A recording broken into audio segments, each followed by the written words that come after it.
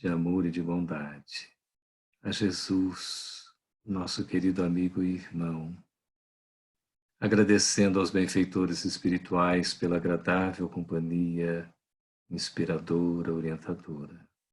Que possamos, nesta noite agradável, durante esta hora, podermos refletir sobre lições importantes ao nosso crescimento espiritual. Suplicamos, Senhor, o vosso amparo, a vossa proteção, que possamos estar sintonizados para captarmos as inspirações necessárias ao esclarecimento desse tema tão oportuno. Que a vossa paz permaneça conosco, Senhor, agora e sempre. Muito bem, amigos, queridos do coração, muito obrigado pela presença, de todos, pelo convite, uma vez mais, a Kemi, que nos foi realizado aí. Vamos começar com uma correção, não é? Que foi observado muito bem por uma participante. Na verdade, Zeus não é pai de Cronos na mitologia grega, ele é filho, não é? Então, Cronos, que é o pai, não é isso, Ana? E o filho, que são Zeus, o Poseidon e também Hades. E Zeus, com a ajuda dos irmãos e dos titãs, ou seja, de outros deuses, expulsou Cronos do Olimpo e governou como o rei dos deuses gregos. Tá certo? Então, feita essa correção, a gente já pode entrar aqui na nossa projeção, para a gente poder seguir. Está todo mundo vendo? Estão vendo, né? Sim. Estamos falando sobre atitude, o que eu posso fazer por mim. Passamos de início esse acróstico, que atitude é ação, tempo, inteligência, tentativa, utilidade, decisão e esperança. Ação, na questão de nós nos colocarmos como agente de mudança, né? Não meros espectadores, observadores da realidade. E a atitude com relação à ação é nós agirmos com determinação sem deixar para amanhã o que a gente pode fazer hoje. Lembrando um dos seus conceitos, é a nossa postura diante da vida. É como a gente se coloca, é como a gente enxerga o mundo, é como a gente se expressa, é como a gente age e a gente reage diante das circunstâncias, das ocasiões, dos enfrentamentos que nós temos, não é? A atitude também é a questão do tempo, quando a gente viu o tempo, né, da cronologia, que é esse tempo na sua sucessividade, segundos para os minutos, para as horas, dias e por aí vai, e que exige, não é, para nós trabalharmos um outro tempo que não é só o Cronos, é o Kairos, né, que é o tempo da qualidade. Para trabalhar bem com esses tempos, nós temos que ter organização, temos que ter disciplina e sabemos eleger prioridades, né? Vimos esse belo texto do Eclesiastes no seu capítulo 3, versículos 1 a 8, que fala que tudo tem o seu tempo determinado. Propósito debaixo do céu. Está lá nas antigas escrituras. E hoje a gente prossegue. Atitude também é inteligência. Inteligência significa a capacidade da gente resolver um problema, não é? E como a gente também lida com as circunstâncias, as ocasiões e os desafios que a gente enfrenta. Na década de 80, também um estudioso da ciência, ele desenvolveu uma teoria que ficou conhecida como teoria das inteligências múltiplas, porque até então se tinha essa ideia apenas da inteligência no seu sentido mais lógico, matemático, né? Dos números, dos cálculos, enfim. Era inteligente quem tinha essa capacidade. Mas o QI, né? O quociente de inteligência, ele foi sendo medido sob outros aspectos. E Howard Gardner desenvolve uma teoria, essa teoria das inteligências múltiplas, para dizer que nós temos, na verdade, vários tipos de inteligências, várias competências, várias capacidades. E aí ele coloca, inclusive, um tipo de inteligência que é espacial, a capacidade da gente se localizar. Hoje a gente tem o GPS, não é? Tem os aplicativos que não nos deixam errar o endereço. É impressionante. Eu, na minha inteligência espacial brilhante, toda vez que eu vou pela primeira vez no lugar, eu vou errar com certeza, né? E aí hoje a gente usa o GPS, usamos o Waze, não é? O Google Maps, enfim, é uma beleza. Aí você chega no destino, ele informa, você chegou no destino, você fica procurando, cadê meu destino? Porque eu não sei onde eu estou, né? Você às vezes não vê o local de entrada, essa coisa toda. Ainda fica meio perdido. Mas a inteligência espacial é muito importante. A gente desenvolve desde o momento em que a gente começa a engatinhar. A gente engatinha, por isso que a gente não anda diretamente. Por quê? Quando a gente engatinha, nós desenvolvemos a lateralidade. Já é a busca do reconhecimento dos espaços. A criança que não engatinha, ela quando anda, ela começa a tropeçar nos objetos, né, nas pessoas. Ela não tem essa capacidade de identificar os espaços. E é uma inteligência que a gente desenvolve. Tem uma inteligência também que é musical, não é?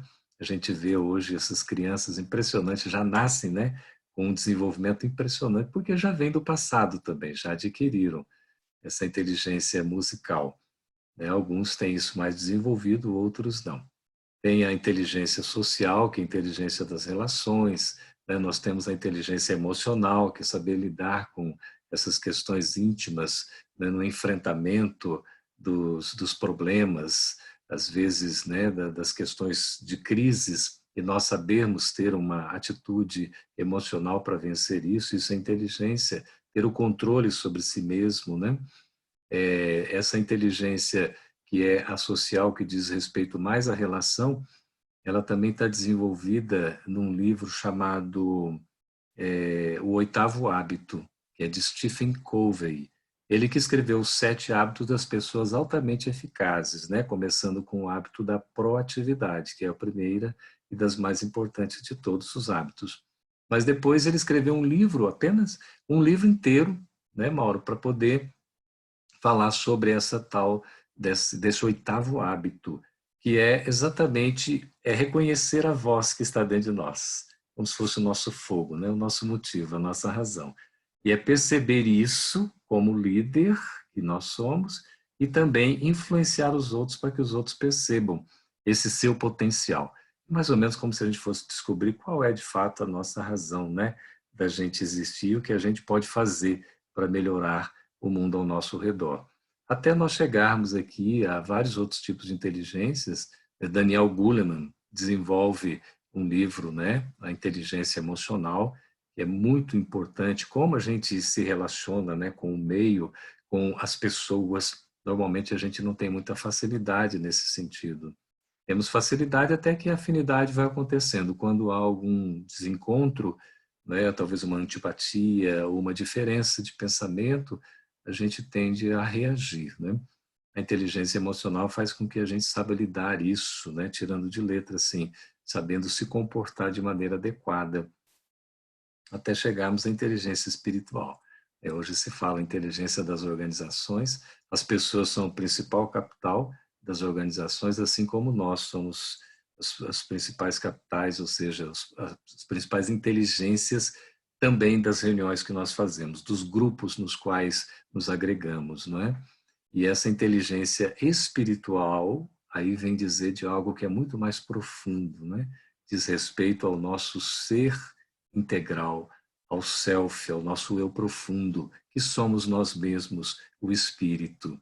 Né? Essa inteligência essencial que já está sendo analisada, inclusive, por gestores que têm uma abordagem mais holística na própria temática da administração, né? Da gestão. Vale dizer que Peter Drucker, que foi o pai da administração moderna, ele traz o conceito de eficácia para a administração mais ou menos ali pelo ano de 1950. E esse conceito de gestão permearia todo o final do século XX, inclusive o século XXI praticamente inteiro. E quando a gente vê hoje essa dificuldade de gestão mundial quanto ao enfrentamento da pandemia que a gente está vivendo, é uma coisa impressionante. Então, quando a gente vai estudar inteligência, nós pegamos, por exemplo, a pirâmide informacional, que foi estudada por um venezuelano chamado Paez Urdaneta. E ele coloca uma pirâmide, começando na sua base com os dados. Depois vem a informação, na sequência vem a inteligência, ou melhor, o conhecimento, e depois a inteligência, ou a sabedoria. E os dados seriam, por exemplo, uma matéria-prima, a informação como matéria-prima. Vamos pegar aqui o número, 5 milhões de infectados. Quando você pega assim, 5 milhões de infectados, isso é um dado, porque é uma informação como uma matéria-prima bruta. Quando você insere esse número, por exemplo, numa tabela, para dizer, não é, que o número de doentes, comparando com outros tipos de enfermidades, não é, da Covid-19. Então, você coloca nessa tabela para reconhecer que há 5 milhões de infectados no mundo, aí você passa a ter uma informação, porque aquilo tem um significado. Então, a informação é a própria informação tendo um significado. O degrau seguinte é o conhecimento.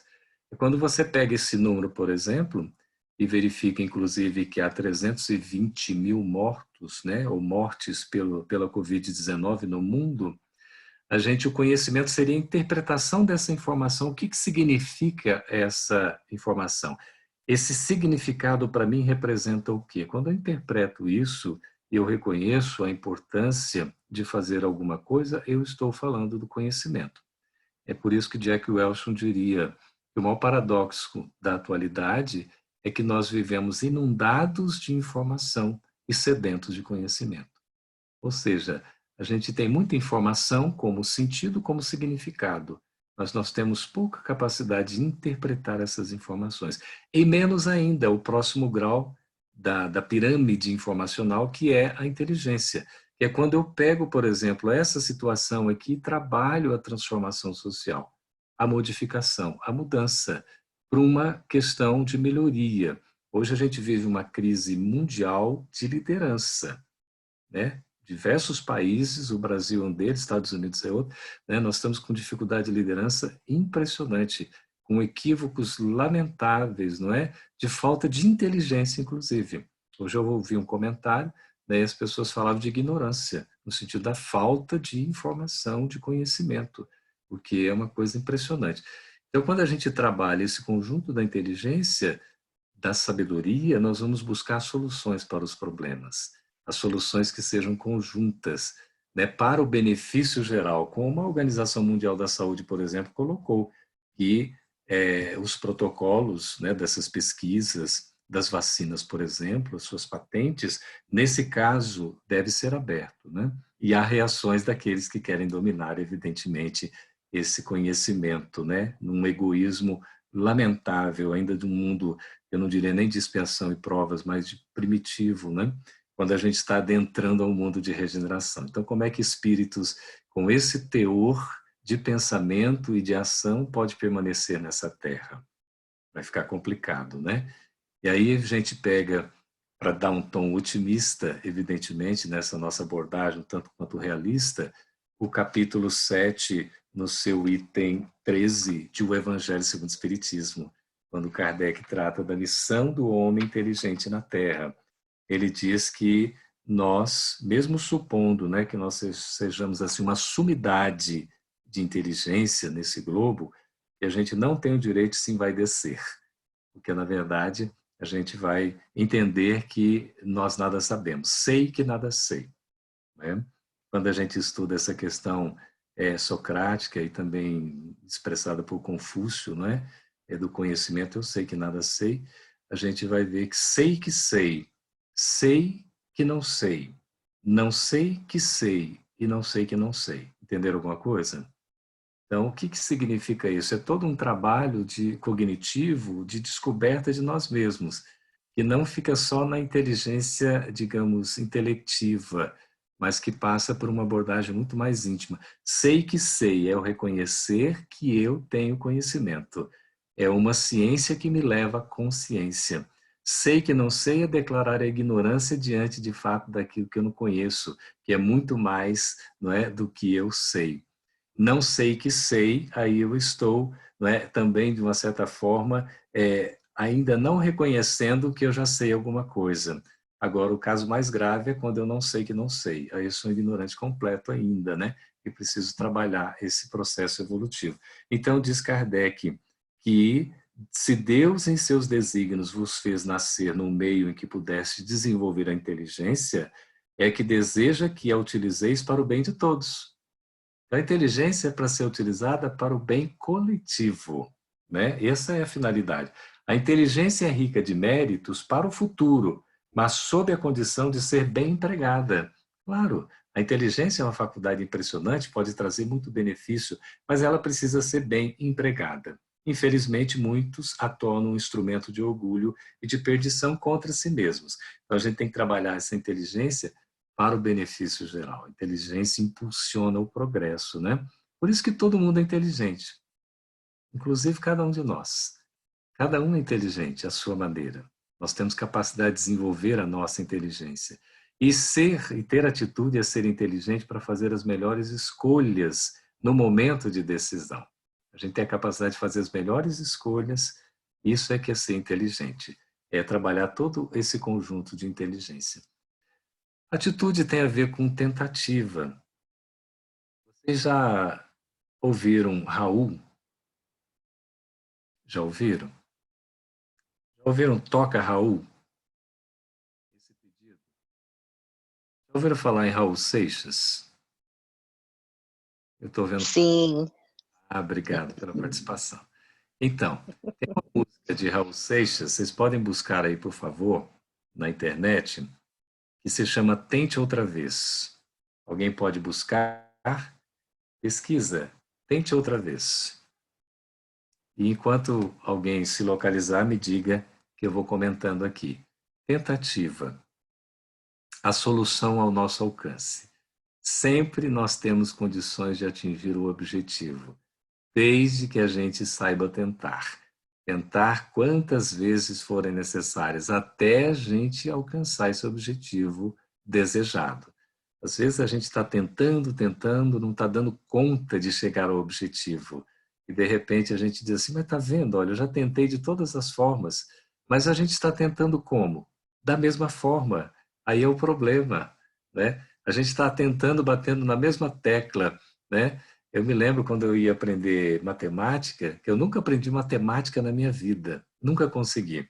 E eu estava fazendo o primeiro ano, antigamente a gente falava isso, o primeiro ano do segundo grau, e a professora, ela chamava a gente de Capetinha, não é? Por causa do sobrenome.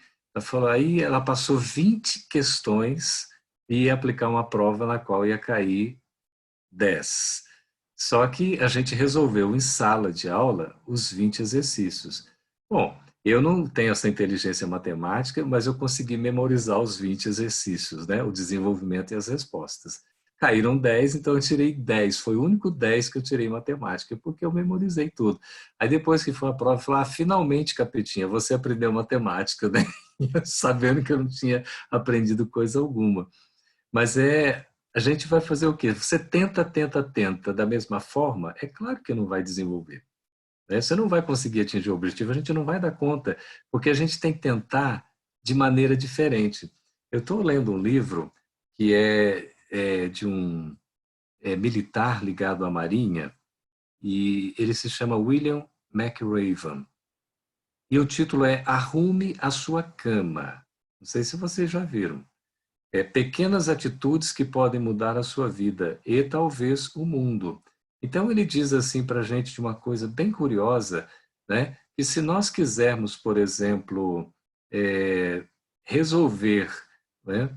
Deixa eu pegar o item exatamente aqui, que no e-book fica mais fácil a gente pesquisar, né? Aí ele diz assim: comece o dia com uma tarefa feita. Se você quer mudar o mundo, comece arrumando a sua cama, né? O que está querendo dizer com isso aqui? A gente tem que fazer as coisas de um jeito um tanto quanto diferente. Não é? Não é aquela rotina repetitiva, cansativa, mas é um jeito de uma atitude nova que nos inova para a gente tentar alternativas. Isso é ser inteligente também. Então, nós vamos buscar tentar de um jeito que seja assim, que busque alcançar o resultado. Porque se nós estamos batendo na mesma tecla, não vai ter solução. Por isso que é uma revisitação, isso é atitude. que a gente vai se predispor a fazer de um jeito diferente. Alguém encontrou aí Raul Seixas ou não? Eu encontrei. Sim. Ótimo. Então, leia para nós o primeiro verso da letra da música, por favor. Veja, não diga que a canção está perdida. Tenha fé em Deus, tenha fé na vida. Tente outra vez. Uhum. Pode ler o segundo, por Posso favor? ler? Beba, beba, pois a água viva ainda está na fonte. Tente outra vez. Você tem 2 pés para cruzar a ponte. Nada acabou. Não, não, não. Tá vendo? Uma letra bem, né, otimista da gente buscar. Nada está perdido, né? Tudo tem solução. Se a gente souber usar a nossa atitude assertiva de tentar, e tentar de maneiras variadas para atingir o nosso objetivo, a nossa meta. Então, não desistir, não vamos desistir, e nem desanimar. Se por um acaso a gente desanimar na caminhada, a gente retoma, não é, com uma certa motivação e vamos seguindo, vamos tentando fazer. A solução está ao nosso alcance. Né? A gente precisa fazer por merecer. Né? Nós todos vamos ter o mérito se nós conquistarmos. E para isso a gente tem que fazer, tem que tentar. O nosso processo evolutivo é decorrente de tentativas. Né? E quando são certeiras, a gente vai seguindo no caminho mais fácil, né? Pelo amor. Quando elas são equivocadas, a gente tem que passar pelo processo da dor. Aí a gente sofre um pouquinho mais pelas espirais das reencarnações, não é isso? Então a gente tem aqui a atitude é utilidade. Eu me recordo que uma vez meus colegas de aprendizado, a gente chama os alunos, né? Porque aluno é uma palavra tão estranha, sem lume, né? Sem luz, é como se tivesse luz. Todos nós temos luzes, todos nós somos iluminados intimamente. Basta a gente descobrir esta luz está dentro de nós. Isso é uma questão também de atitude, não é? Descobrir a nossa voz, esse 8º hábito, né? A nossa potencialidade. A gente costuma ainda valorizar muito as nossas fraquezas.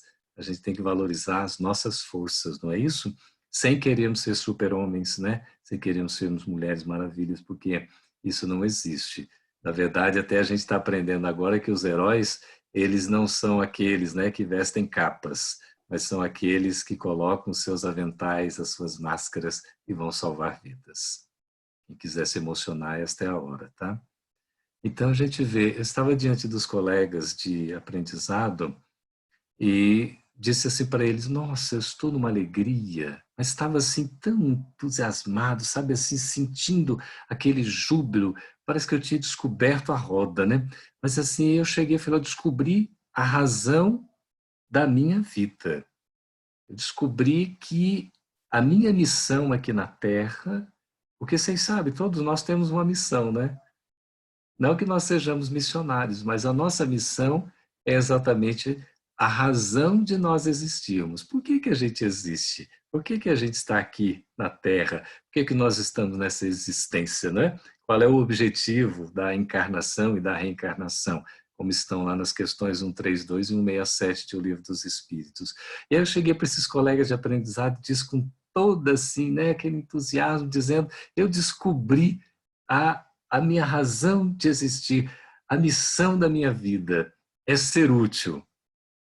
E ainda mais, eu descobri qual é a minha visão, que eu quero atingir assim como realmente o mais importante, que é ser feliz. Eu falei aquilo de um jeito assim tão, sabe, entusiasmado, de repente os colegas de aprendizado ficaram assim, uma cara meio... Eu fiquei, vai, o que será que está acontecendo? Até que um deles falou: professor, qual é que é a tua? Como tinha uma novidade, aí eu fiquei feliz verdadeiramente, porque percebi que aqueles colegas de aprendizado, trabalhando o dia inteiro numa faculdade particular, alguns indo de ônibus, outros viajando 50 quilômetros para chegar, né, na divisa ali de Taguatinga para Ceilândia, né, aqui no Distrito Federal, em cidades satélites, e é tão impressionante para fazer um curso, e eles dizendo que também tinham como missão, como razão de existir, serem úteis e que buscavam ser felizes. Quem é que não quer ser feliz, né? Todos nós. Nós estamos aqui para sermos felizes. Não estamos aqui para sermos infelizes. E aí essa utilidade é que vai nos levar à verdadeira felicidade. Não utilitarismo. Utilitarismo é quando a gente quer tirar vantagem. É como a gente tem a tolice, por exemplo, de governantes que querem disputar poderes, né, e tirarem dos outros.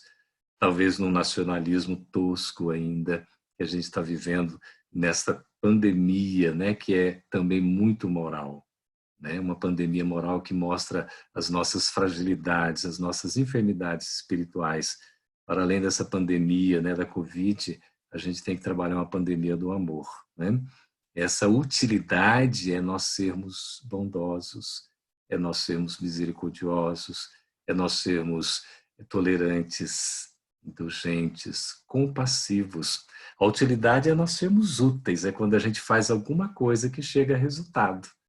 Então, a missão do homem inteligente na Terra é utilizar desse seu recurso, essa sua faculdade, desse seu potencial para beneficiar, para promover o desenvolvimento social, para gerar riquezas no sentido do benefício aos outros também, não só a si. Então, a utilidade é a missão de cada um de nós. Quando a gente vê lá no Livro dos Espíritos a definição de trabalho, alguém se lembra e pode dizer, por favor, o que é o trabalho mesmo?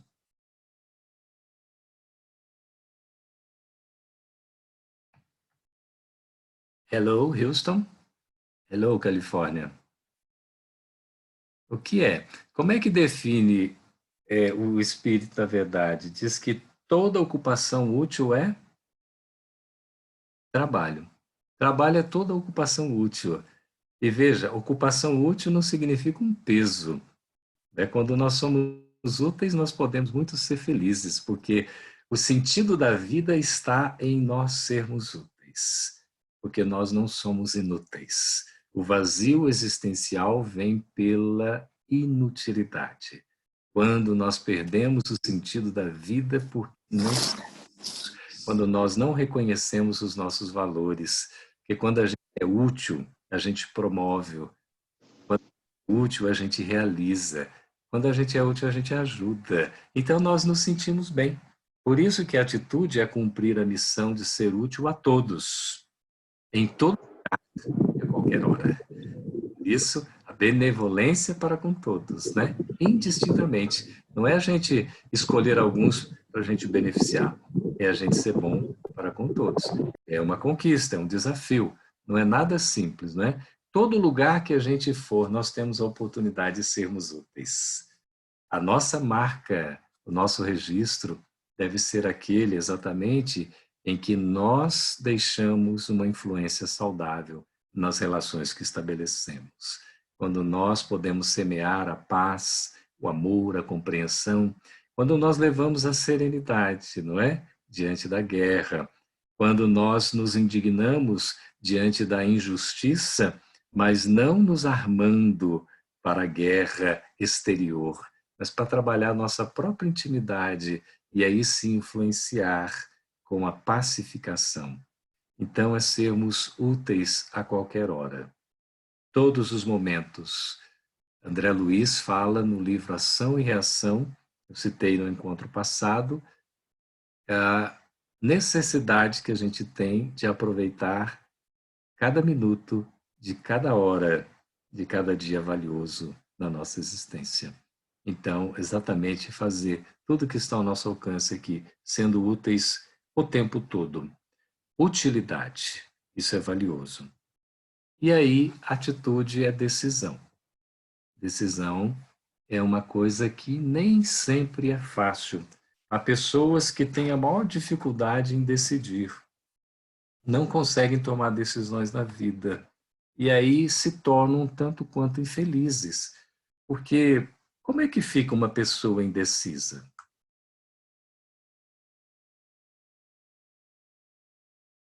A pessoa indecisa, como é que ela fica? Ela se sente inútil, ela se sente... Estagnada. Não se Perdida. Se sente inútil, se sente estagnada, não é? Perdida.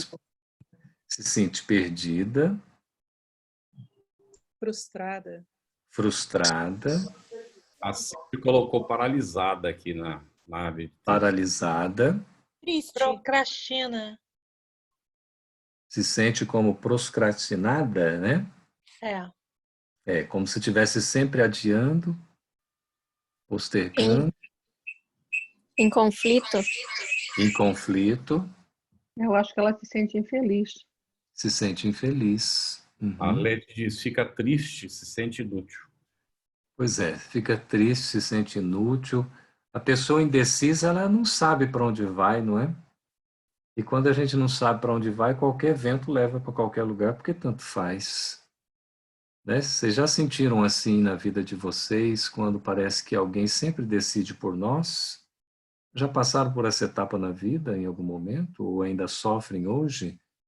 Parece que a gente não tem autonomia por decidir, porque sempre tem alguém interferindo. Por que será que isso acontece? A interferência, a influenciação, ela é muito natural. A recíproca, a mútua, na relação entre duas pessoas, perfeitamente natural. Porque o tempo todo a gente está influenciando, o tempo todo nós somos influenciados. Mas a gente não pode deixar se dominar. Nesse sentido, não é de que o outro vai tomar decisão por nós, porque a decisão ela é individual. Nesse caso, a responsabilidade é nossa. Se for uma decisão de um grupo, de uma família, por exemplo, a decisão passa a ser, né, de uma responsabilidade compartilhada, mas cada um tem o seu grau de responsabilidade, né? Decisão é o momento de fazer as melhores escolhas. Por isso que a gente decide através do quê? Do nosso Livre-arbítrio. livre-arbítrio. Nós temos a nossa liberdade. Essa é a grande faculdade que dá ao ser humano a sua característica de ser humano.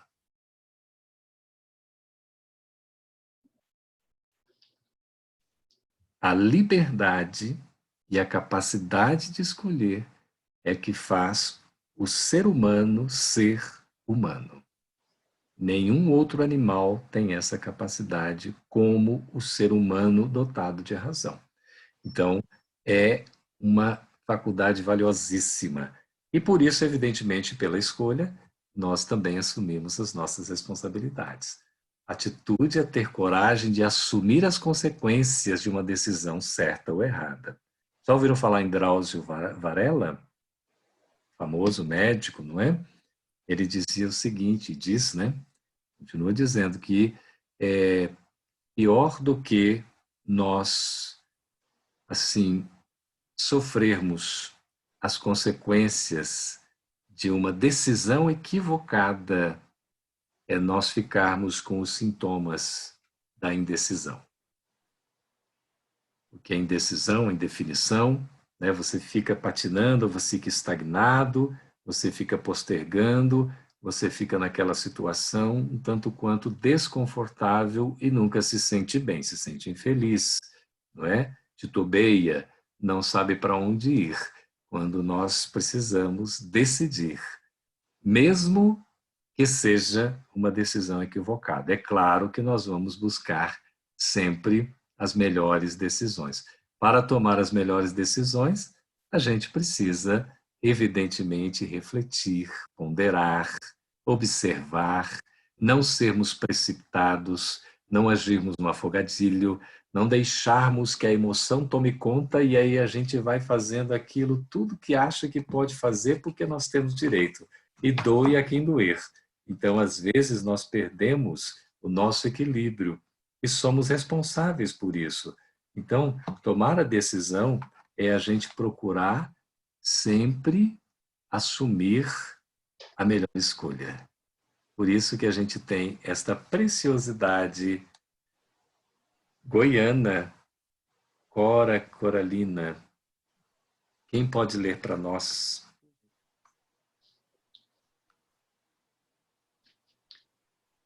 Eu posso ler. Se quiser. Pode ser? Eu leio? Vai, pode ler. Cris. Mesmo quando tudo parece desabar, cabe a mim decidir entre rir ou chorar, ir ou ficar, desistir ou lutar, porque descobri no caminho incerto da vida que o mais importante é o decidir. Cora Coralina. Veja que coisa linda, Cris. leia de novo, um pouco mais devagar, sinta cada palavra que você vai ler. Deixa o texto Mesmo, falar, calma, deixa o texto falar com você. Tá. E comece com o texto. Você está falando com a autora, Coralina. Olha o significado de cada palavra que ela coloca. tá? Bora Mesmo, lá.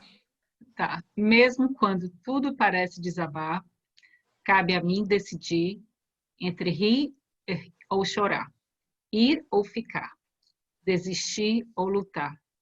Porque descobri no caminho incerto da vida que o mais importante é o decidir. Agora, Coralina. Isso. O que você tem a comentar? Que é melhor tomar uma decisão, mesmo que seja a errada, mas que não fique na sua estagnação. Alguma decisão tem que ser tomada. E óbvio que o melhor seria ser pensada, uma decisão bem pensada, para que não haja erros, mas a indecisão, eu acho que é a pior, a não tomar decisão, a indecisão, não tomar nenhuma atitude é a pior de todas.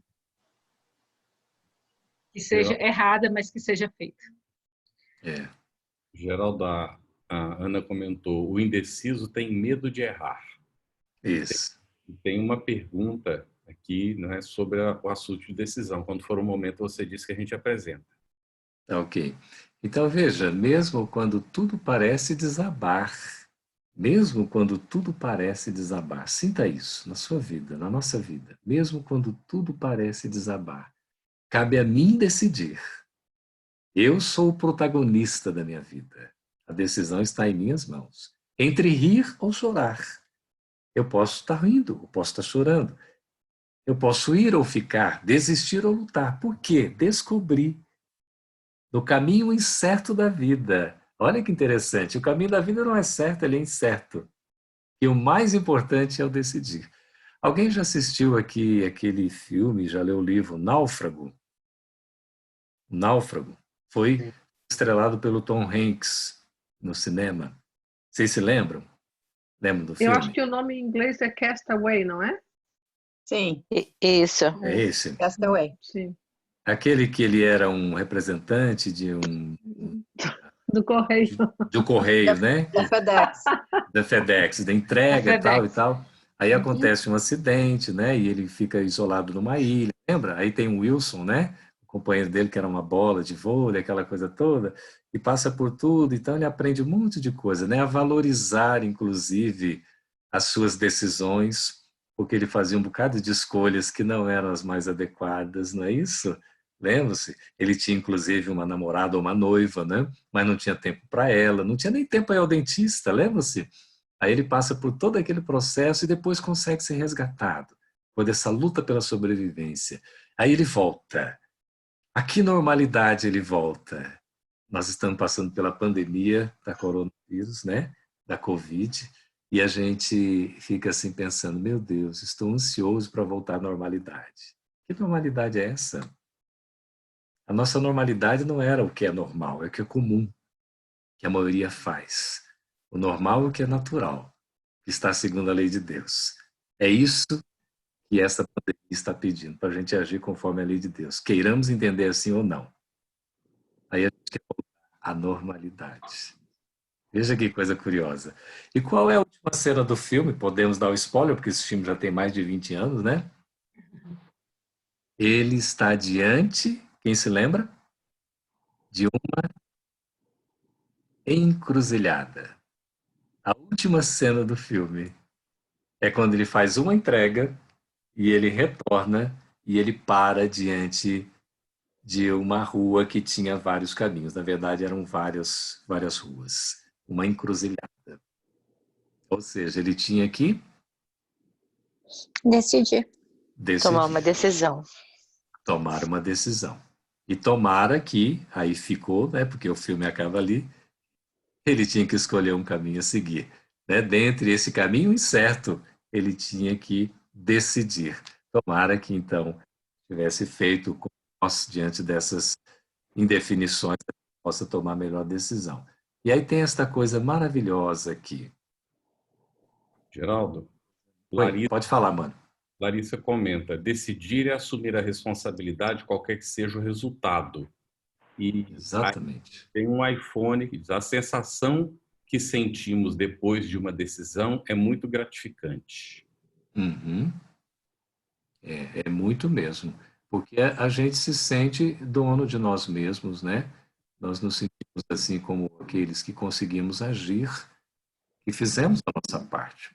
E aqui é atribuído a Charles Chaplin, né, o grande artista, ator, musicista dos tempos modernos, né, crítico no início do século XX, com o cinema mudo, fazendo coisas extraordinárias. E ele diz assim: hoje levantei cedo pensando no que tenho a fazer, antes que o relógio marque meia-noite. É minha função escolher que tipo de dia vou ter hoje. Posso reclamar, porque está chovendo, ou agradecer às águas por lavarem a poluição. Posso ficar triste por não ter dinheiro, ou me sentir encorajado para administrar minhas finanças, evitando o desperdício. Posso reclamar sobre minha saúde, ou dar graças por estar vivo. Posso me queixar dos meus pais por não terem me dado tudo o que eu queria. Ou posso ser grato por ter nascido. Posso reclamar por ter que ir trabalhar, ou agradecer por ter trabalho. Posso sentir tédio com as tarefas da casa, ou agradecer a Deus por ter um teto para morar. Posso lamentar decepções com amigos, ou me entusiasmar com a possibilidade de fazer novas amizades. Se as coisas não saíram como planejei, posso ficar feliz por ter hoje para recomeçar. O dia está na minha frente, esperando para ser o que eu quiser. E aqui estou, o escultor que pode dar forma. Tudo depende de mim.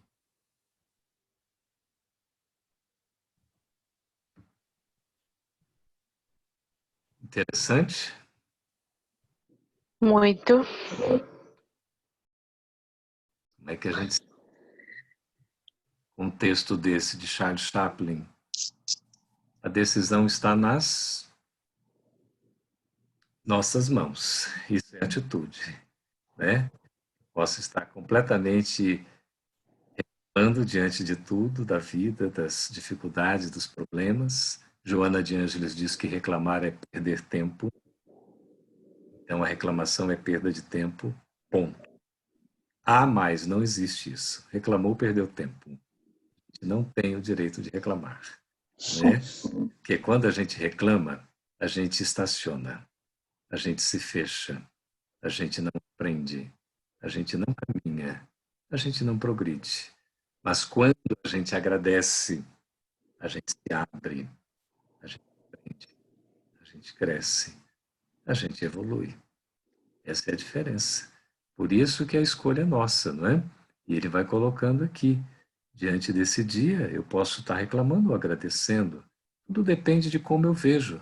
Por isso que a gente vai ver no capítulo 2 do Evangelho segundo o Espiritismo, ponto de vista que nos faz a diferença toda, porque o ponto de vista, segundo Leonardo Boff, é a vista sobre um ponto. E o ponto de vista, então, é como a gente enxerga sob o nosso ângulo, a capacidade que a gente tem. O Jubier vai dizer que nós entendemos as coisas, ele não usou a palavra paradigma, à época não devia existir, imagino eu. Ele é do final do século XIX, início do século XX. Ele fala em zona lúcida, que todos nós temos uma capacidade de compreensão. E tudo que a gente entende entra na nossa zona de entendimento e que nos possibilita, então, tomar as nossas decisões, está na nossa zona lúcida. Quando ultrapassa isso, a gente não tem condições de processar. Por isso que a gente tem que ter paciência conosco também e não querer abarcar o mundo todo de uma vez, porque a gente não vai dar conta. Por isso que a evolução, ela é gradativa, ela é passo a passo, né? E aqui está, né? Eu estou aqui diante, né, da vida, do dia, eu sou o escultor e posso dar forma. Lembrando Leon Denis, nós somos os criadores ou co-criadores. Os arquétipos, ele usa os artífices, bem mesmo de artesão. Nós somos os artífices do nosso destino. Nós co-criamos o nosso destino com Deus, né, nas escolhas que nós fazemos. Deus nos permite, evidentemente, para o nosso aprendizado e crescimento espiritual. E tudo depende de mim. É muito importante. E aí a gente tem esse tempo de fazer escolhas. Chegou o tempo de escolher. Cada um pode ler, por favor. Vocês estão vendo? Dá para ver aí? Todo mundo está enxergando tudo? Sim. Dá para ver, né? Então, vamos lá. Chegou o tempo de escolher. Alguém pode ler o primeiro? Posso ler. Perdão ou vingança? Olha Paz só. ou guerra? Só um momentinho. Quem está falando? Paciência. Isabel.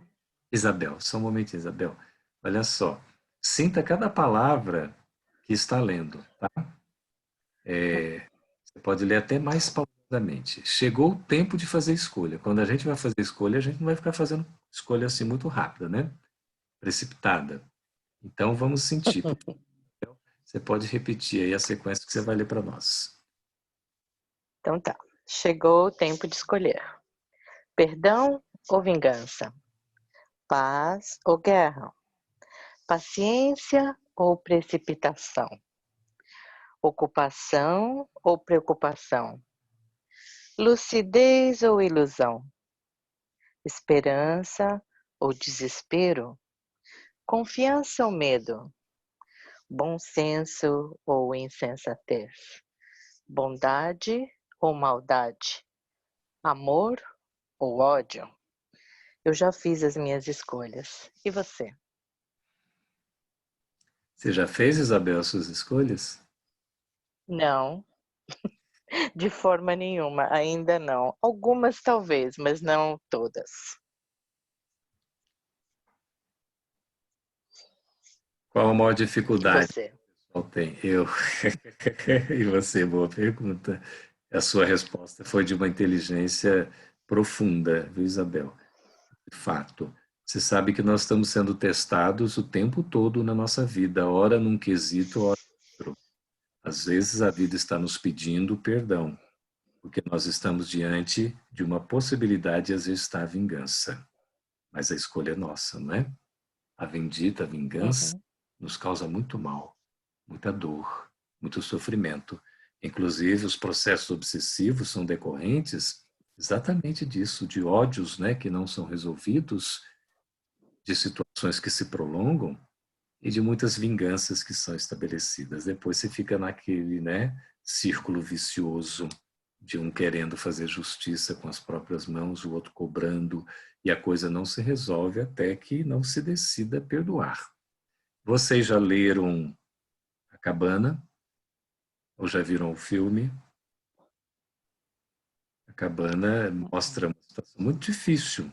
É muito interessante que Deus é apresentado inicialmente na figura de uma mulher. Quem aí leu o livro, assistiu o filme, sabe do que eu estou falando. Depois ele se mostra como um índio, já mais veterano, né? E ele perde uma filhinha. O pai perde uma filha. Eles estavam numa espécie de acampamento e acontece uma coisa assim muito trágica.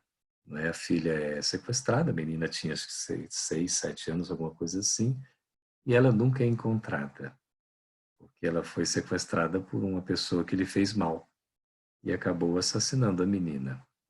E aí esse pai começa a receber recados de Deus para ele visitar uma cabana. É tudo muito metafórico. Vocês estão se lembrando? Muito metafórico. Agora eu estou querendo colocar ali o principal ponto foi quando ele foi desafiado a perdoar aquele criminoso para que ele pudesse resgatar a sua filha e encontrar a paz. É tudo muito simbólico. Inclusive aparece Jesus, né? Aparece a justiça. É tudo assim muito, muito interessante. E ele vai numa situação de um esforço tremendo e ele toma atitude, né? ainda resistindo por dentro, achando que não ia dar conta, que não conseguiria, mas naquele momento quem está ali diante dele é o Deus na figura do índio. A maior parte do tempo é a mulher, é uma mulher negra, linda. E aí aparece depois esse índio experiente e tudo, e ele acaba encontrando o corpo da criança, é tudo muito simbólico, e ele carregando a criança no colo, a criança sem vida, ele emite o perdão. E quando ele perdoa, a cabana que era uma coisa toda assim escura, né, toda apagada, se transforma num ambiente lindo. Porque ele se liberta.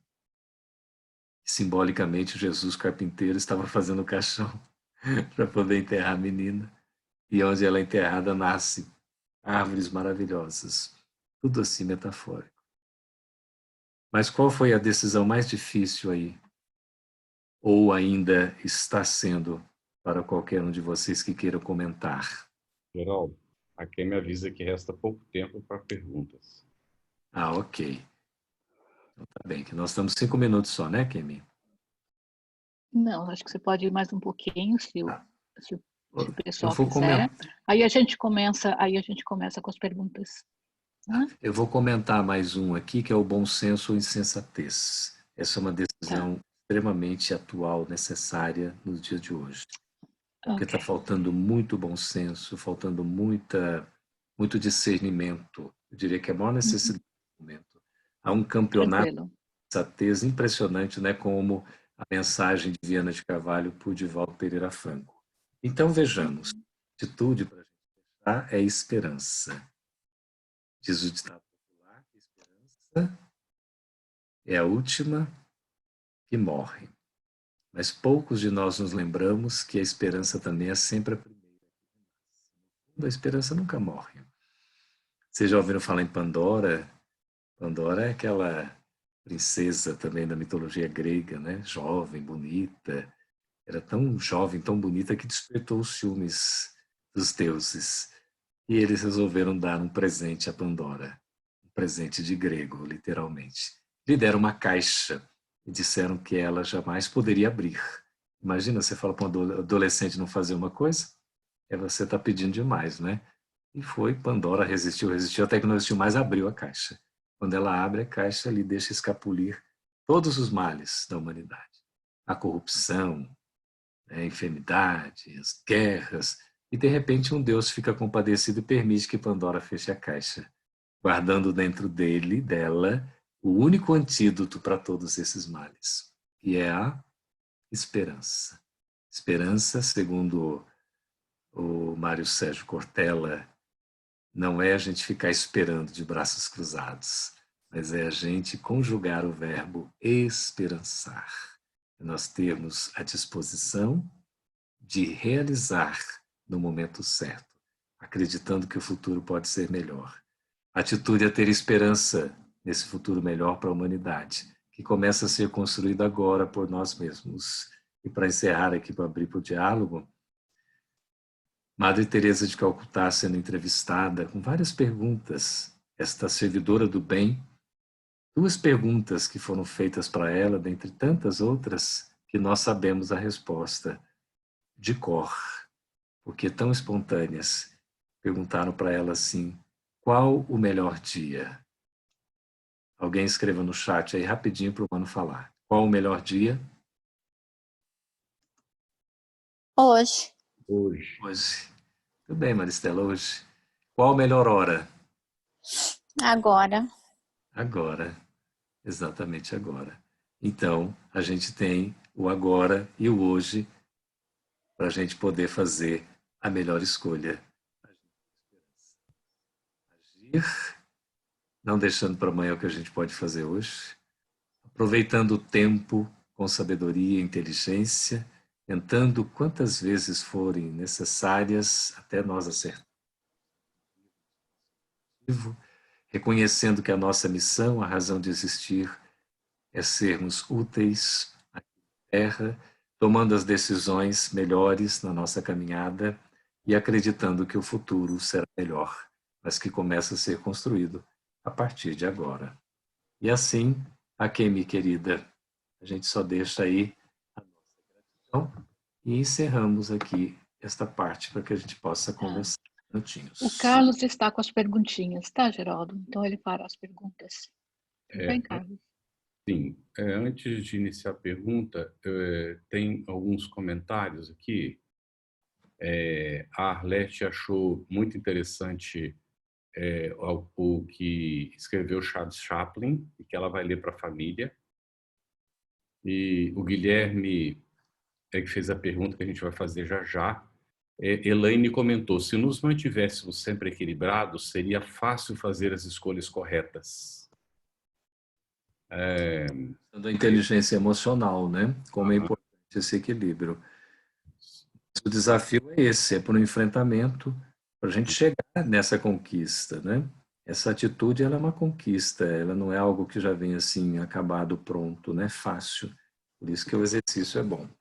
Elaine comentou também que mais é difícil ainda manter o equilíbrio, né? Dentro do que você está falando, Geraldo.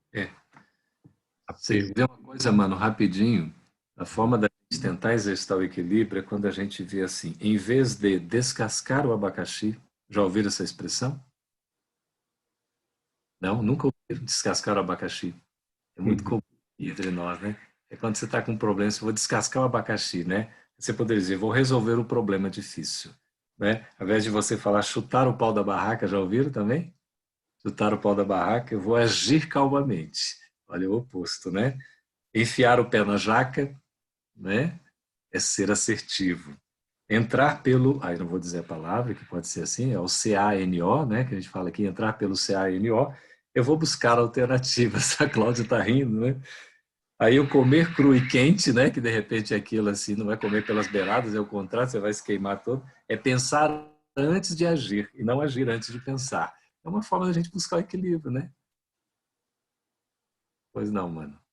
Bem, então o Guilherme perguntou, senhor Campete, no assunto de decisão, nos que somos pais, ou nós que somos pais ou responsáveis por adolescentes, qual atitude devemos tomar em relação à falta de cuidado que essa juventude tem pelo seu futuro? Aqui nos Estados Unidos, é muito comum que os jovens de 18, 20 anos queiram sair de casa e morar sozinhos, sem noção nenhuma das dificuldades que vão enfrentar e como isso pode atrasar muito o seu desenvolvimento. Qual a melhor atitude que devemos tomar? É um desafio, né? A educação é uma das coisas mais difíceis que a gente tem para enfrentar, mas é a mais revolucionadora, é a que mais nos transforma, porque a educação trabalha os hábitos. Essa questão aí, salvo o melhor juízo, nos Estados Unidos, notadamente, e em um outro país, é uma questão cultural, não é? A gente tem muitos também, às vezes, dos próprios pais, quando chega um momento da vida do filho, tem essa cultura de, olha, o filho tem que tomar conta da sua vida, né? A gente aqui no Brasil não tem esse hábito, pelo contrário. Aqui a gente vê, às vezes, os filhos, né, de 30, 40 anos, se deixar, estão ainda, né, morando com os pais. E tem sido cada vez mais comum, não é? Agora, o ideal é preparar, né, o filho da forma mais adequada possível para que ele possa tomar as melhores decisões na vida. Então, se ele não tem condições de assumir responsabilidades, de dar conta da sua própria vida, fica complicado ele sair simplesmente. Porque como é que ele vai até se manter, por exemplo, né, financeiramente? Se ele ainda nem sequer trabalha, não tem um ganho, de repente ele vai querer alçar o mundo, ele não tem como. Ele vai ser sustentado por quê? Pelo pai, pela mãe à distância? Né? Porque às vezes é muito fácil eu querer fazer um monte de coisa, mas se eu não tenho condições ainda, eu tenho que reconhecer os limites. E aí é uma questão de começar desde a base, criando hábitos, conversando, dialogando, apresentando para a criança responsabilidades, ela aprendendo que ela tem que fazer as coisas desde pequena, por exemplo, arrumar a sua cama, né? O exemplo aqui que a gente estava dando. Porque isso vai transmitindo, ou vai concedendo, ou vai desenvolvendo na criança a responsabilidade. Então, ela não vai fazer trabalho forçado, evidentemente. O Mano citou, né, numa palestra que ele fez, que ele, quando, né, na sua adolescência, 12 anos, ele trabalhava fora, no interior de São Paulo. Isso é porque a gente, né, precisava de recursos, ele precisava ganhar o dinheiro para ajudar a família com 12 anos. Hoje, né, tem uma cultura diferente tudo, mas nada impede que a gente oriente as crianças para terem um caminho mais adequado exatamente por essa formação de base, né?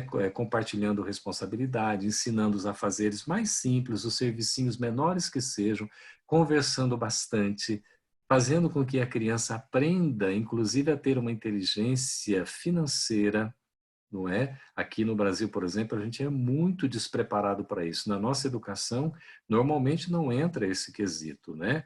Aí o indivíduo não é preparado até mesmo com a relação do custo-benefício, não é? Só que aí a pergunta, né, acho que foi de uma mãe, não é isso, ou de um pai? Foi quem, mano, que fez a pergunta? É de um De um pai. pai. De um pai. Então, o pai que fez a pergunta, né, poderia ser uma mãe também, somos todos nós, porque é uma questão muito oportuna, muito interessante. A gente tem, assim, uma situação que nós temos que também reconhecer que esses jovens de hoje, essas crianças e jovens, eles são muito diferentes de nós, porque há uma tendência ao minimalismo, a viverem, conviverem com o mínimo possível. É uma tendência nesse sentido, de não ter posses, de não ter propriedades, de não adquirir. Eles não veem muito sentido nesses conceitos. Eu até conversando com meu filho, que é da geração Y, né? Nascido ali na década de 80, e eu falei uma vez com ele, filho, você vai fazer uma festa de casamento, né? Aqui para nós é em torno de 80, 100 mil reais, né? Uma festa assim, né? Razoável e tudo. E eles conseguiram, teve ajuda, né, dos parentes, familiares e tudo, mas eles que bancaram boa parte e tudo. Eu falei, por que você não pega esse dinheiro e dá uma entrada num apartamento, né, filho, uma moradia para vocês? E ele falou, para quê, pai? Eu falei, mas como assim para quê? Eu tive dificuldade em entender a pergunta dele. Depois a gente foi conversando, eu fui entendendo. Ele falou, pai, se eu comprar alguma coisa, eu vou comprar longe, eu vou morar mal e provavelmente não vai ser algo novo. Hoje eu moro perto, eu moro bem, numa coisa que é nova e que eu posso pagar, né? Então, hoje a gente tem um negócio assim, a minha propriedade, o meu carro, né, minha casa, essas coisas todas. Eles são tanto quanto desprendidos disso. Então, vão viver uma vida talvez muito mais natural. Agora, isso não significa que vão ser responsáveis. Esse senso da responsabilidade, ele é desenvolvido pelo processo educativo. E o diálogo é fundamental.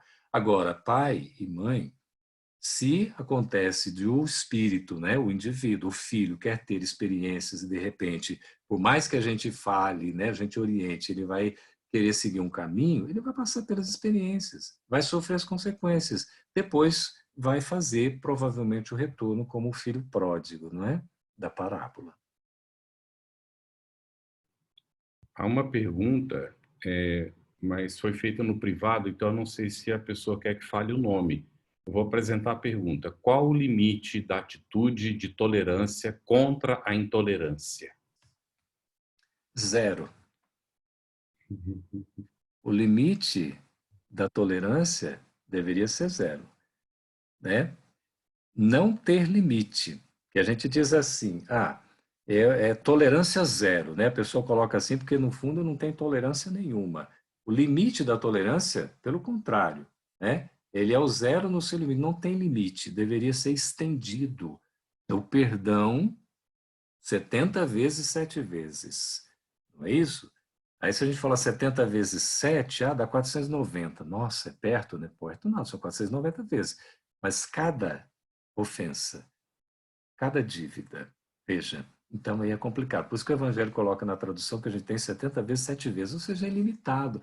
Então a tolerância e a indulgência, né, que estava lá na nossa escolha, né, se a gente vai ser esse que vamos, né, partir para uma vingança ou para um perdão, se a gente vai tolerar ou vai ser aquele que vai sair semeando o ódio, né, a guerra, a gente precisa fazer essa escolha definitiva. É claro que a tolerância não é a conivência. Nós precisamos fazer essa distinção, né? O conivente, às vezes silente, é aquele que se exime de se posicionar, de se colocar. Isso é uma atitude de covardia. Nós precisamos manifestar os nossos sentimentos, nossos pensamentos, nós falarmos o que nós sentimos, agirmos conforme a nossa consciência. mas que a nossa consciência possa estar desperta realmente, né, num alinhamento com a vontade de Deus. Aí nós vamos caminhar no rumo certo. Então, procure se colocar no lugar do outro. Aí essa tolerância vai ser redobrada. Lembrando que a tolerância, que é a indulgência, compõe o conceito de caridade. E a caridade, junto com a humildade, são as duas virtudes por excelência, preconizadas por Jesus em seu Evangelho. Então, quando nós somos humildes e caridosos, nós estamos plantando o reino de Deus na nossa intimidade e trazendo, de fato, na nossa vivência, o mundo de regeneração. Isso na intimidade do nosso coração, né? É um desafio. Então, tenhamos a tolerância o máximo que for. Se de repente, olha, eu já não tenho mais tolerância, eu vou chamar para conversar. Ótimo! Chamar para conversar é um exercício do diálogo assertivo para o entendimento. Não é? O diálogo leva ao entendimento. Não é o monólogo, não é só um falar. E nem tanto o diólogo, não é? Que quando um fala, o outro finge que está escutando, e depois o outro que fingia que estava escutando começa a falar, e o outro que estava falando passa a fingir que está escutando. Isso é o diólogo, né? Que seria uma espécie de neologismo. Mas o diálogo é uma conversa, é mão dupla. Ela vai e volta. Então a gente precisa aprender a escutar também. Esse é um caminho para a tolerância. A tolerância não significa eu trabalhar assim uma forçação de barra íntima a ponto de eu começar a aceitar o que eu não aceito. Isso não é tolerância. Isso pode ser talvez uma violência coercitiva para comigo. Então eu posso sim entender a diferença e num processo de assertividade, de uma relação interpessoal que seja adequada, eu compreender que o outro é diferente, que tem a sua visão e eu preciso respeitá-lo. Lembra que Allan Kardec pergunta no que consiste a justiça. Lá no Livro dos Espíritos. E o Espírito da Verdade responde que a justiça consiste em cada um respeitar o direito do outro. Então, quando a gente respeita o direito alheio, nós estamos praticando a justiça. E é um bom exercício da tolerância. A gente não deve ser conivente com o erro, não é? Nos omitirmos, mas a gente deve se posicionar sempre no sentido da pacificação. Lembrando que se Jesus nem sempre trouxe a paz, mas trouxe a divisão, essa é uma questão de decisão íntima. É para que a gente faça aquela revolução transformadora que a Boa Nova nos invoca e nos convoca para a renovação íntima. É a transformação que às vezes é dorida, é dolorosa, mas é preciso ser feita. Aí sim nós vamos ter uma certa tolerância conosco, mas vamos ver esse embate dessa luta, né, para a nossa transformação. Não querer forçar o outro. Deixa o outro se manifestar como ele é. Faltou com respeito comigo. Se coloque, olha, como é que eu vou dizer assim? Você é isso, você é aquilo. Já aconteceu com vocês? De dizer assim?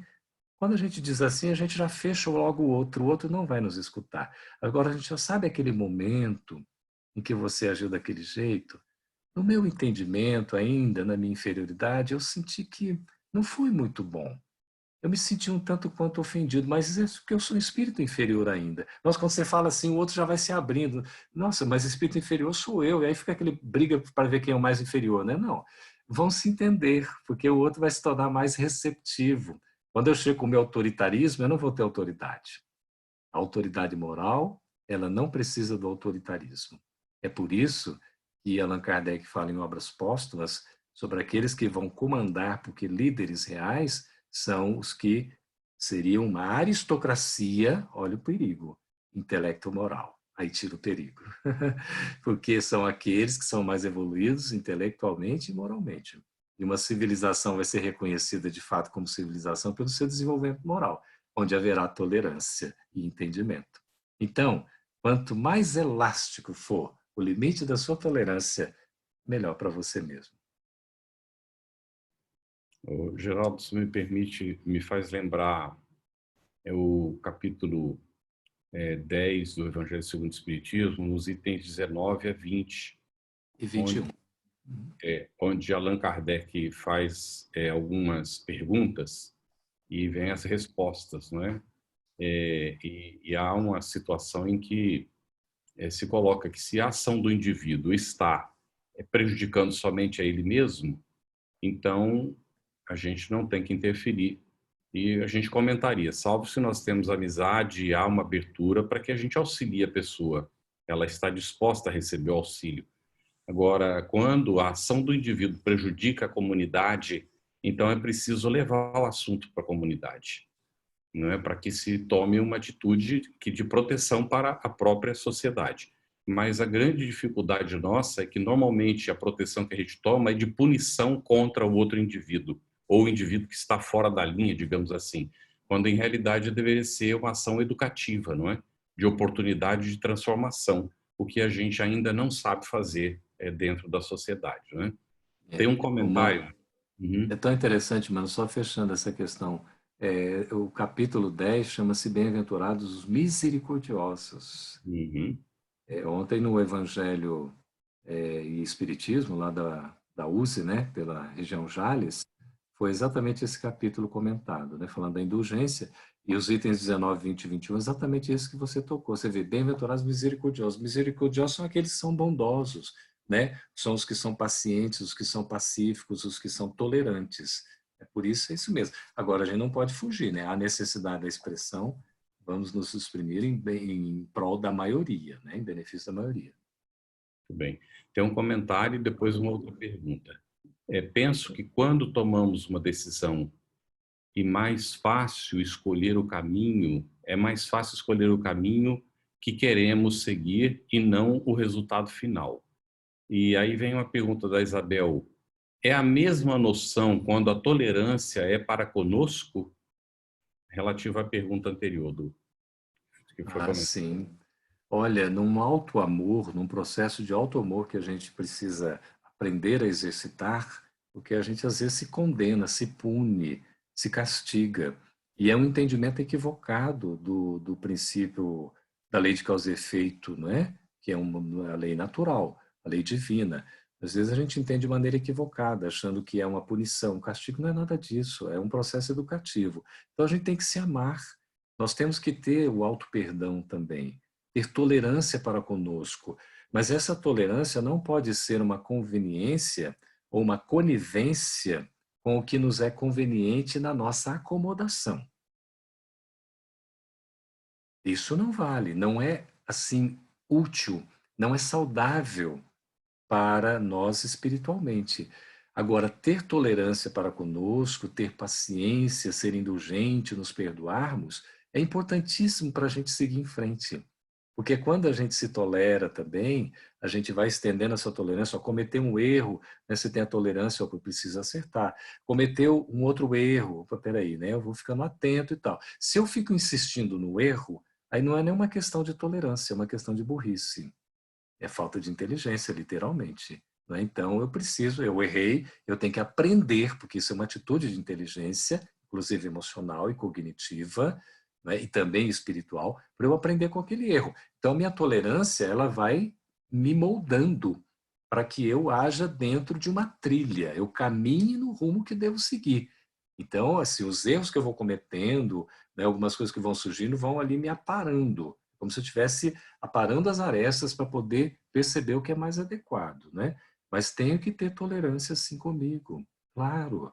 Esse auto-amor é importantíssimo, porque senão a gente se automacera, se autocondena, entra no estado de autopiedade, de coitadinho, não é? E a gente não dá conta de fazer nada. E vai dizer, eu sou inferior mesmo, tá vendo? Assim, eu não dou conta, eu sou fraco. Não.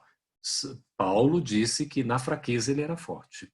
Né? Isso está na segunda carta aos Coríntios. Exatamente. Na fraqueza eu sou forte. Então, isso para o quê? Para a gente não ficar orgulhoso. Eu titubeio, eu fraquejo, eu ainda dobro os joelhos, mas eu tenho capacidade de me fortalecer e seguir em frente. A tolerância, então, deve me dar força, como se fosse um escudo para me proteger diante de novas provações que eu vou enfrentar na caminhada, com certeza. Não é? Eu tenho um comentário antes, mano, eu queria que você retomasse, por favor, o que foi feito antes da pergunta. Que você leu o comentário antes? Sim, é da Renata Pereira. Penso que quando tomamos uma decisão, é mais fácil escolher o caminho que queremos seguir e não o resultado final. Sim. Olha só, a felicidade, ela não está no ponto final. A felicidade não é um porto de chegada. A felicidade é a caminhada. é o trajeto, é como eu me coloco diante dos enfrentamentos. Então, quando eu escolho o caminho, eu já estou tomando uma decisão. Eu devo me sentir feliz por isso. E vou seguir esse caminho. Enquanto eu estiver convencido, né, ponderado, refletido, observado, se eu fiz a melhor escolha, eu sigo. Se por um acaso, na caminhada, no trajeto, na jornada, eu sentir que não é o melhor, eu posso dar uma pausa, ponderar, refletir e fazer uma escolha diferente. Não tem nenhum problema. Isso é atitude corajosa. O equivocado seria eu insistir num caminho que eu sei que não está certo. Mas é isso mesmo. Eu não preciso esperar a chegada para dizer assim, agora sim eu posso dizer, não é? Que eu estou seguro, que eu sou feliz. Não. Se eu escolhi e estou caminhando, que eu seja feliz durante a caminhada. Porque quando eu chegar ao objetivo, eu serei completamente vitorioso. Mas eu posso, em cada batalha que eu vencer, nesta guerra enorme do autoenfrentamento, eu já posso me sentir parcialmente realizado ou relativamente feliz.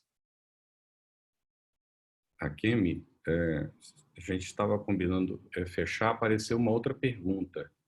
Não sei se fica reservada para outro dia ou se há tempo de apresentá-la. Então, você pode apresentar com uma resposta curta e aí a gente vai para o encerramento, pode ser? Então tá. Então, Vamos lá, Carlos. A tomada é feita pelo Mauro. Tá? A tomada de decisão está alicerçada ao nosso livre-arbítrio, mas muitas vezes recebemos a inspiração do alto na forma de um auxílio. E mais ainda, dependendo do nosso patamar evolutivo, podemos estar sujeitos a uma condição de determinismo, certo? A primeira parte da pergunta está bem na linha realmente que nós somos sempre influenciados, né, e temos muita inspiração.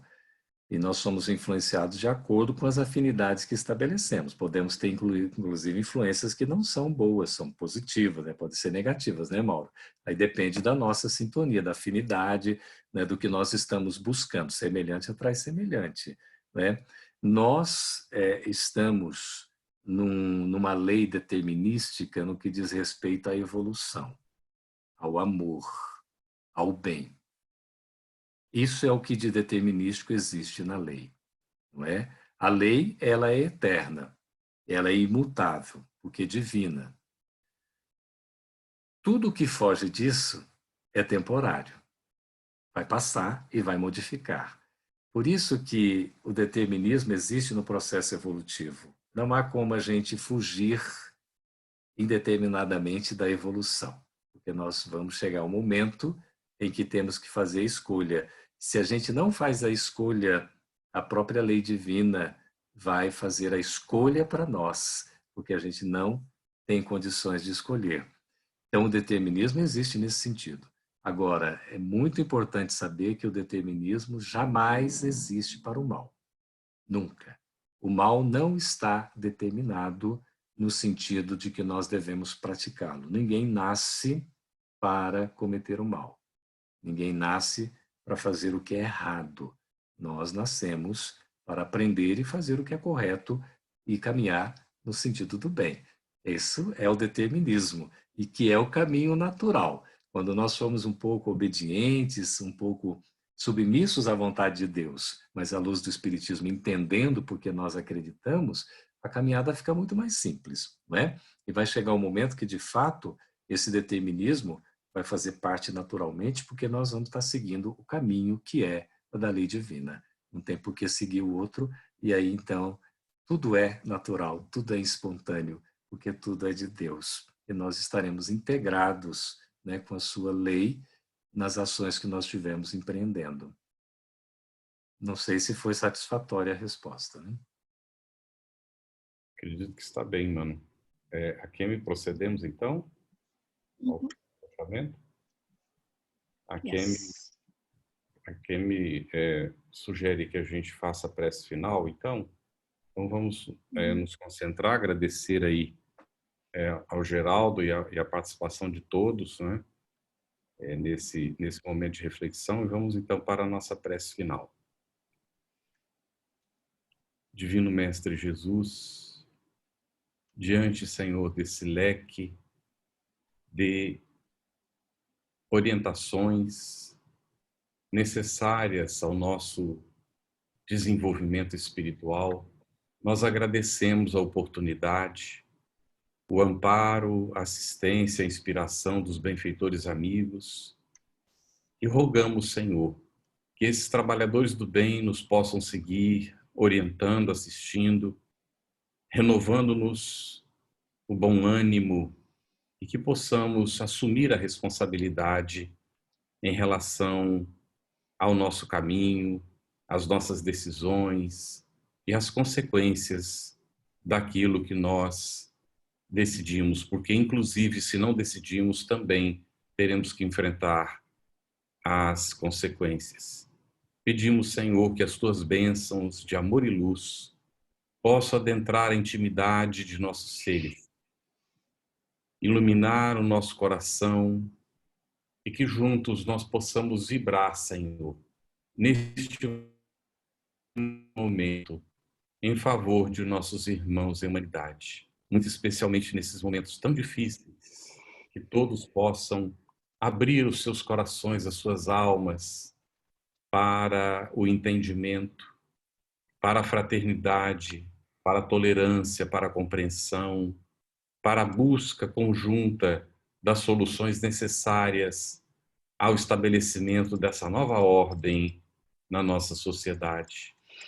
Pedimos, Senhor, que essas bênçãos de luz possam adentrar os nossos lares, visitar os nossos familiares, seres queridos, e que todos possamos seguir em harmonia na busca efetiva do nosso progresso espiritual, do nosso desenvolvimento, para que o mais cedo possível nos integremos no processo de cooperação voluntária e consciente na tua obra de amor e luz. Graças damos a ti, graças damos a Deus, graças damos aos benfeitores amigos e agradecemos a todos por esses momentos de intercâmbio de ideias. Que as tuas bênçãos, Senhor, permaneçam conosco. Obrigada.